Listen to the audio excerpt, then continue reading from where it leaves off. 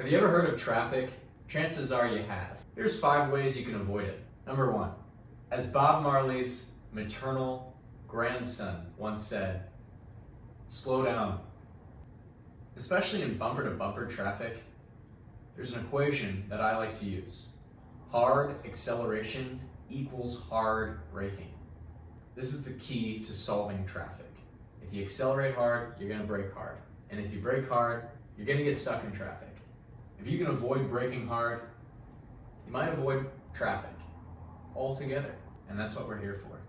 When you're sitting in traffic, you are the leader of all the people behind you. Everything you do when you're in traffic affects the people behind you. We'll continue to talk about this throughout the rest of the episode. Number 2, leave space. Leaving space is going to allow you to do one thing: avoid braking hard. Imagine this rabbit runs across the road, and the person right in front of the rabbit brakes hard to avoid hitting the rabbit. The person behind them, if they're following too close, they're going to brake hard also. We don't want hard braking. If the person behind them is leaving space, they don't have to brake as hard. They're going to slow down, but not that much, and they're not going to create such a big traffic jam. Look at this diagram. This is a bunch of bullshit and traffic waves and how phantom jams are caused. We don't care about that. Most of the time, it just works itself out because of magic. Well, guess what? It's actually not the Orlando Magic who solved traffic. It could be you. If there's already a big traffic jam and you see up ahead, around the bend, a big wave of traffic, people slowing down quickly, stopping, and then starting quickly again, just take the foot off the gas. Let the traffic iron itself out before you even get there. If you cannot even hit the brake pedal at all, then you've successfully ironed out that wave of traffic. Number 3, merging. Should we do it? Experts say no, not in a traffic jam.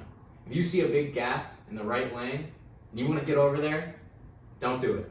I know it's tempting. All it does is just fuck things up for the people behind you. And it would be selfish to do that. You're not more important than those people. Those people are probably more important than you. So just let the gap sort itself out. Maybe someone will be smart enough to iron out that gap. But if you merge into that lane, you'll fuck it all up, because then that person who you merge in front of is gonna have to brake hard. When I'm sitting in traffic, I like to think about how intelligent humans are. It's possible that there could be some tech CEOs, some biotech CEOs, sitting in the same traffic that I'm sitting in. How intelligent are these people sitting next to me? Well, not that fucking intelligent, because we're all sitting in traffic. I think about aliens looking down on LA traffic, judging whether Earth has intelligent life forms. And they look at traffic and they go, probably not. Look at all these fucking idiots in their big rooms that they're rolling across the road at 2 miles an hour when they could probably fit 20 people in the same amount of space, comfortably. And this brings me to my next point, which is number 4, carpool. Look how happy these people are. If you really don't want to take public transport, you could carpool. And that's essentially public transport, but just with your buddies. Think about how much space on the road you're saving. We did the math back at HQ, and we found that people leave about 243 feet in front of them when they're driving on the road normally. Think about how many feet you could save by driving 3 of your buddies, 4 of your buddies even. Heck, 5 of your buddies. Squeeze another one in there. Unfortunately, our experts weren't able to calculate the final number, but we know it's a lot. Number 5, if all else fails and none of this resonated with you and you're an idiot, take the public transport. It's way more fun, it's way more dangerous, and you might have a story to tell when you get to work, for once. The end.